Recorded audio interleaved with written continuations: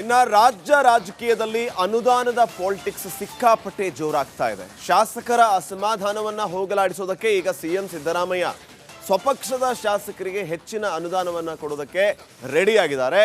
ಬೇರೆ ಪಾರ್ಟಿಯ ಶಾಸಕರಿಗೆ ಕಡಿಮೆ ಅನುದಾನ. ಇದು ಕೂಡ ಬೇರೆ ರೀತಿಯ ಹೊಡೆದಾಟಕ್ಕೆ ಕಾರಣ ಆಗ್ತಾ ಇದೆ, ವೈಮನಸ್ಸಿಗೆ ಕಾರಣ ಆಗ್ತಾ ಇದೆ. ಅಂಕಿ ಸಂಖ್ಯೆಗಳ ವಿಚಾರವನ್ನು ಕೂಡ ನಿಮ್ಮ ಮುಂದೆ ಇಡ್ತೀವಿ ವೀಕ್ಷಕರೇ. ಯಾವ ರೀತಿ ಅನುದಾನದ ಪಾಲಿಟಿಕ್ಸ್ ಸಮಸ್ಯೆ ಆಗ್ತಾ ಇದೆ ಅಂತ ಹೇಳಿ. ಅನುದಾನದಲ್ಲಿ ಸ್ವಪಕ್ಷ ಶಾಸಕರಿಗೆ ಸಿದ್ದರಾಮಯ್ಯ ಹೆಚ್ಚಿನ ಮಣೆಯನ್ನು ಹಾಕ್ತಿದ್ದಾರೆ. ಶಾಸಕರ ಅಸಮಾಧಾನ ತಣಿಸೋದಕ್ಕೆ ಸಿಎಂ ಅನುದಾನ ಅಸ್ತ್ರವನ್ನ ಬಳಸ್ತಾ ಇದ್ದಾರೆ.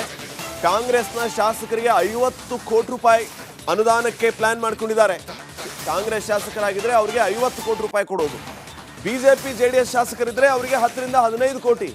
ಇದು ಯಾವ ರೀತಿಯ ತಾರತಮ್ಯ? ಇದು ಯಾಕೆ ಈ ರೀತಿ ಆಗಬಾರದು? ಅಭಿವೃದ್ಧಿಯ ವಿಚಾರದಲ್ಲಿ ಎಲ್ಲರನ್ನೂ ಕೂಡ ಏಕದೃಷ್ಟಿಯಿಂದ ನೀವು ನೋಡಬೇಕು. ನೀವು ನೋಡಬೇಕಾಗಿರೋದು ಪಕ್ಷದ ಶಾಸಕರನ್ನಲ್ಲ, ಆ ಕ್ಷೇತ್ರದ ಜನರನ್ನ. ಕಾಂಗ್ರೆಸ್ನ ಶಾಸಕರಿಗೆ 50 ಕೋಟಿ ಕೊಡೋದು, ಬಿಜೆಪಿ ಅವರಿಗೆ 10 ಕೋಟಿ ಕೊಡೋದು ಅಂತಂದ್ರೆ ಹಾಗಿದ್ರೆ ಆ ಕ್ಷೇತ್ರ ಈ 50 ಕೋಟಿಯ ಕ್ಷೇತ್ರಕ್ಕೆ ಹೋಲಿಸ್ಕೊಂಡ್ರೆ ಅದು ಹಿಂದೆ ಉಳಿಯೋದಿಲ್ವಾ ಅಭಿವೃದ್ಧಿ ವಿಚಾರದಲ್ಲಿ?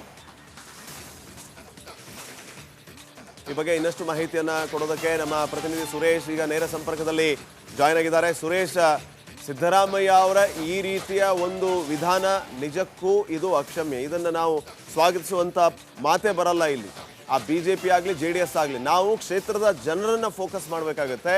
10 ಕೋಟಿ ರೂಪಾಯಿ ನೀವು ಬಿಜೆಪಿ ಜೆಡಿಎಸ್ ಶಾಸಕರಿಗೆ ಕೊಡ್ತೀರಿ, ಕಾಂಗ್ರೆಸ್ನ ಕ್ಷೇತ್ರದ ಶಾಸಕರಿಗೆ 50 ಕೋಟಿ ಕೊಡ್ತೀರಿ ಅಂತಂದ್ರೆ ಆ ಕ್ಷೇತ್ರದ ಜನ ಏನ್ ಮಾಡಿದ್ದಾರೆ? ರಾಜಕೀಯದಲ್ಲಿ ಇದೆಲ್ಲವೂ ಕೂಡ ಸಹಜ, ಒಳ್ಳೆಯದು. ಇದು ಚುನಾವಣೆ ಇದ್ದಾಗ ಮಾತ್ರ ಇರಬೇಕು. ನೀವು ಒಂದು ಸರಿ ಆಯ್ಕೆ ಆದ್ಮೇಲೆ ರಾಜಧರ್ಮ ಪಾಲನೆ ಮಾಡಬೇಕು. ಎಲ್ಲಿದೆ ಆ ರಾಜಧರ್ಮ ಪಾಲನೆ?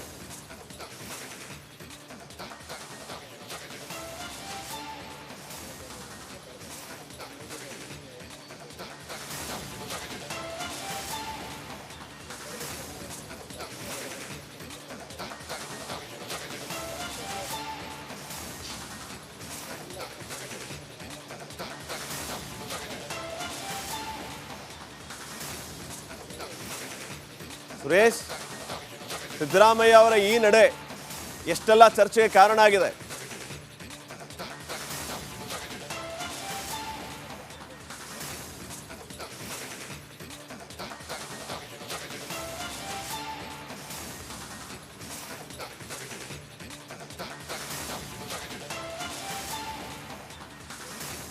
ಎಸ್ ಶ್ರೀಪಾದ್ ಪಾಟೀಲ್, ಖಂಡಿತವಾಗಲೂ ಕೂಡ ಸಿದ್ದರಾಮಯ್ಯನವರ ಈ ಒಂದು ನಡೆ ನಿಜಕ್ಕೂ ಕೂಡ ಈಗ ರಾಜಕೀಯದಲ್ಲಿ ದೊಡ್ಡ ಮಟ್ಟದಲ್ಲಿ ವಾಕ್ಸಮರ ಜಟಾಪಟಿಗೆ ಕಾರಣ ಆಗಿರ್ತಕ್ಕಂಥದ್ದು. ಸದ್ಯ ಮುಂಬರುವ ಅಧಿವೇಶನ ಕೂಡ ಹತ್ತಿರದಲ್ಲೇ ಇರೋದ್ರ ಹಿನ್ನೆಲೆಯಲ್ಲಿ ಈಗ ಮತ್ತೆ ಸರ್ಕಾರಕ್ಕೂ ಕೂಡ ಒಂದು ದೊಡ್ಡ ಮಟ್ಟದ ಹೋರಾಟ ಕೂಡ ಎದುರಾಗುವಂತಹ ಸಾಧ್ಯತೆಗಳಿರ್ತಕ್ಕಂಥದ್ದು. ನೋಡಿ, ಈಗ ನಾವು ರಿಪಬ್ಲಿಕ್ ಕನ್ನಡದಲ್ಲಿ ಒಂದು ಸುದ್ದಿಯನ್ನು ಕೂಡ ಪ್ರಸಾರ ಮಾಡಿದ್ವಿ. ಆ ಸಂಬಂಧಪಟ್ಟಂತೆ ಕಾಂಗ್ರೆಸ್ ಶಾಸಕರಿಗೆ 50 ಕೋಟಿಯ ಒಂದು ಸೂಚನೆ, ಜೊತೆಗೆ ಬಿಜೆಪಿಯ ಶಾಸಕರಿಗೆ 25 ಕೋಟಿ, ಹಾಗೆ ಜೆಡಿಎಸ್ನ ಶಾಸಕರಿಗೆ ಅನುದಾನ ಇಲ್ಲ ಅಂತಕ್ಕಂಥ ವಿಚಾರ ಏನಿದೆ, ಇದು ನಿಜಕ್ಕೂ ಕೂಡ ಜೆಡಿಎಸ್ ಶಾಸಕರನ್ನ ಮತ್ತು ಬಿಜೆಪಿ ಶಾಸಕರನ್ನ ಕೆಳಸಿರ್ತಕ್ಕಂಥದ್ದು ಮಾತ್ರ ದೊಡ್ಡ ಮಟ್ಟದಲ್ಲಿ ಕೆಳಸಿರ್ತಕ್ಕಂಥದ್ದು. ಯಾಕೆಂತಂದ್ರೆ ನೋಡಿ, ಕ್ಷೇತ್ರ ಅಭಿವೃದ್ಧಿ ಆಗಬೇಕು ಅಂತಂದಾಗ ಅನುದಾನ ಅಂತಕ್ಕಂಥದ್ದು ಬಹಳ ಇಂಪಾರ್ಟೆಂಟು. ಆದರೆ ಈ ಅನುದಾನ ವಿಚಾರವಾಗಿ ಇಲ್ಲಿ ಎಲ್ಲೋ ಅಭಿವೃದ್ಧಿನೂ ಕಾಣ್ತಾ ಇಲ್ಲ, ಜೊತೆಗೆ ಈ ಅನುದಾನವನ್ನು ಕೊಡೋದ್ರಲ್ಲೂ ಕೂಡ ಹಿಂದೇಟು ಹಾಕಿದ್ದೆ. ಆದರೆ ಈ ತಾರತಮ್ಯವನ್ನು ಯಾವ ರೀತಿ ಸಹಿಸಬೇಕು ಅಂತಕ್ಕಂಥದ್ದು ಬೆಳಿಗ್ಗೆ ಪರಮೇಶ್ವರ್ ಕೂಡ ಮಾಧ್ಯಮಗಳಲ್ಲಿ ಮಾತಾಡಿಸುವಂಥ ಸಂದರ್ಭದಲ್ಲಿ ಹೇಳ್ತಾರೆ, ಈ ಹಿಂದೆ ಕೂಡ ಬಿಜೆಪಿಯವರು ಮತ್ತು ಜೆಡಿಎಸ್ನವರು ಹಿಂದೆ ಇದ್ದಂಥ ಸಂದರ್ಭದಲ್ಲಿ ಕೂಡ ನಾವು ವಿಪಕ್ಷದ ಸ್ಥಾನದಲ್ಲಿ ಇದ್ದಂಥ ಸಂದರ್ಭದಲ್ಲಿ ಕೂಡ ಅದೇ ರೀತಿ ಮಾಡಿದ್ರು, ಅದನ್ನೇ ನಾವು ಫಾಲೋ ಮಾಡ್ತಿದ್ದೀವಿ ಅಂತಕ್ಕಂಥ ಮಾತನ್ನು ಹೇಳ್ತಾರೆ. ಒಟ್ಟಾರೆಯಾಗಿ ಇದೊಂದು ರೀತಿಯ ರಿವೆಂಜ್ ಪಾಲಿಟಿಕ್ಸ್ ಅನ್ನೋ ರೀತಿಯಲ್ಲಿ ಇರ್ತಕ್ಕಂಥದ್ದು. ಇದೇ ಸಂಬಂಧಪಟ್ಟಂತೆ ಇವತ್ತು ಜೆಡಿಎಸ್ನ ಶಾಸಕಾಂಗ ನಾಯಕರಾದ ಸುರೇಶ್ ಬಾಬು ಅವರು ಕೂಡ ಇವತ್ತು ಸುದ್ದಿಗೋಷ್ಠಿಯನ್ನು ನಡೆಸಿ ಸಿದ್ದರಾಮಯ್ಯ ಅವರ ಈ ನಡೆಯನ್ನು ಕಾಣಿಸಿರ್ತಕ್ಕಂಥದ್ದು, ಜೊತೆಗೆ ಸರ್ಕಾರಕ್ಕೂ ಕೂಡ ಹೋರಾಟದ ಎಚ್ಚರಿಕೆಯನ್ನು ಕೂಡ ಕೊಟ್ಟಿದ್ದಾರೆ. ನೋಡಿ, ಮುಂದಿನ ದಿನಗಳಲ್ಲಿ ಅಧಿವೇಶನ ಇದೆ, ಅಧಿವೇಶನದಲ್ಲಿ ಹೋರಾಟವನ್ನು ಮಾಡ್ತೇವೆ, ಆ ಹೋರಾಟವನ್ನು ಎದುರಿಸೋದಕ್ಕೆ ನೀವು ತಯಾರಾಗಿ ಅಂತಕ್ಕಂಥ ಮಾತನ್ನು ಹೇಳಿದ್ದಾರೆ. ಯಾಕೆಂತಂದರೆ ಜೊತೆಗೆ ಡೆಡ್ಲೈನ್ ಅನ್ನು ಕೂಡ ಕೊಟ್ಟಿರ್ತಕ್ಕಂಥ ಅಧಿವೇಶನ ಒಳಗಡೆಗೆ ನಮಗೆ ಬರಬೇಕಾದಂತಹ ಅನುದಾನವನ್ನು ಬಿಡುಗಡೆ ಮಾಡಿ, ಇಲ್ಲೇ ಹೋದರೆ ಖಂಡಿತವಾಗಲೂ ಕೂಡ ನೀವು ಅನುದಾನದ ವಿಚಾರವಾಗಿ ಅಧಿವೇಶನದಲ್ಲಿ ನಮ್ಮ ಹೋರಾಟವನ್ನು ಎದುರಿಸೋದಕ್ಕೆ ನೀವು ತಯಾರಾಗಿ ಅಂತಕ್ಕಂಥ ಮಾತನ್ನು ಕೂಡ ಹೇಳಿದ್ದಾರೆ. ಏನಾದರೂ ಬಿಜೆಪಿ ಮತ್ತು ಜೆಡಿಎಸ್ನ ಶಾಸಕರ ಈ ಅಸಮಾಧಾನ ಮತ್ತು ಈ ಒಂದು ಜಟಾಪಟಿ ಏನಿದೆ, ಇದು ಇದೇ ರೀತಿ ಮುಂದುವರೆದಿದೆ ಆದರೆ ಖಂಡಿತವಾಗಲೂ ಕೂಡ ಸರ್ಕಾರಕ್ಕೂ ಕೂಡ ಒಂದು ರೀತಿಯಲ್ಲಿ ಕೆಟ್ಟ ಹೆಸರು. ಜೊತೆಗೆ ಮುಖ್ಯಮಂತ್ರಿ ಸಿದ್ದರಾಮಯ್ಯರಾದವರು ಕೂಡ ಎಲ್ಲರನ್ನು ಸಮಾನವಾಗಿ ತೆಗೆದುಕೊಳ್ಳುಕೊಂಡು ಹೋಗಬೇಕಾಗಿತ್ತು. ಆದರೆ ಕೇವಲ ಕಾಂಗ್ರೆಸ್ ಶಾಸಕರಿಗೆ ಅನುದಾನದ ಸಂಬಂಧಪಟ್ಟಂತೆ ಪತ್ರವನ್ನು ಹೊರಡಿಸ್ತಾರೆ, ಆದರೆ ಬಿಜೆಪಿ ಮತ್ತು ಜೆಡಿಎಸ್ನ ಶಾಸಕರು ಈವರೆಗೂ ಕೂಡ ಒಂದು ಪತ್ರವನ್ನು ಹೊರಡಿಸಿಲ್ಲ. ಅಂದರೆ ಸುರ್ಜೇವಾಲಾ ಅವರ ಮೌಖಿಕ ಸೂಚನೆ, ಸುರ್ಜೇವಾಲಾ ಅವರ ಸೂಚನೆ ಏನಿದೆ ಅದನ್ನಷ್ಟೇ ಮುಖ್ಯಮಂತ್ರಿಗಳು ಫಾಲೋ ಫಾಲೋ ಮಾಡ್ತಕ್ಕಂಥದ್ದು. ಈ ನಿಟ್ಟಿನಲ್ಲೇ ಕೂಡ ಕಾಂಗ್ರೆಸ್ನವರಿಗೆ ಕೌಂಟರ್ ಕೊಡೋದಕ್ಕಾಗಿಯೇ ಸುರೇಶ್ ಬಾಬು ಅವರು ಕೂಡ ಏನು ಸುರ್ಜೇವಾಲಾ ಅವರಿಗೆ ಪತ್ರವನ್ನು ಬರೆದಿದ್ದಾರೆ. ಪತ್ರವನ್ನು ಬರೆದು ಅನುದಾನವನ್ನು ಈ ತಾರತಮ್ಯವನ್ನು ಸರಿ ಮಾಡಿ ಅಂತಕ್ಕಂತಹ ಒಂದು ಬಿಜೆಪಿ ಅವರಿಗೆ 10 ಕೋಟಿ ಕೊಡೋದು ಅಂತಂದ್ರೆ ಹಾಗಿದ್ರೆ ಆ ಕ್ಷೇತ್ರ ಈ 50 ಕೋಟಿಯ ಕ್ಷೇತ್ರಕ್ಕೆ ಹೋಲಿಸ್ಕೊಂಡ್ರೆ ಅದು ಹಿಂದೆ ಉಳಿಯೋದಿಲ್ವಾ ಅಭಿವೃದ್ಧಿ ವಿಚಾರದಲ್ಲಿ? ಈ ಬಗ್ಗೆ ಇನ್ನಷ್ಟು ಮಾಹಿತಿಯನ್ನ ಕೊಡೋದಕ್ಕೆ ನಮ್ಮ ಪ್ರತಿನಿಧಿ ಸುರೇಶ್ ಈಗ ನೇರ ಸಂಪರ್ಕದಲ್ಲಿ ಜಾಯ್ನ್ ಆಗಿದ್ದಾರೆ. ಸುರೇಶ್, ಸಿದ್ದರಾಮಯ್ಯ ಅವರ ಈ ರೀತಿಯ ಒಂದು ವಿಧಾನ ನಿಜಕ್ಕೂ ಇದು ಅಕ್ಷಮ್ಯ. ಇದನ್ನು ನಾವು ಸ್ವಾಗತಿಸುವಂತ ಮಾತೇ ಬರಲ್ಲ ಇಲ್ಲಿ.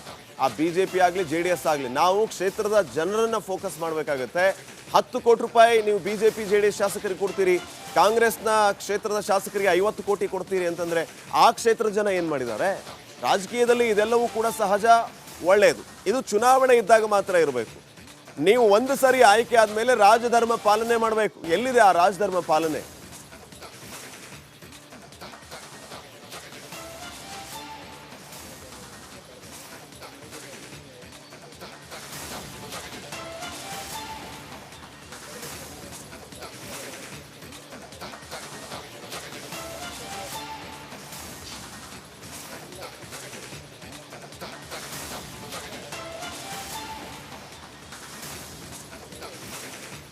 ಸುರೇಶ್, ಸಿದ್ದರಾಮಯ್ಯ ಅವರ ಈ ನಡೆ ಎಷ್ಟೆಲ್ಲ ಚರ್ಚೆಗೆ ಕಾರಣ ಆಗಿದೆ.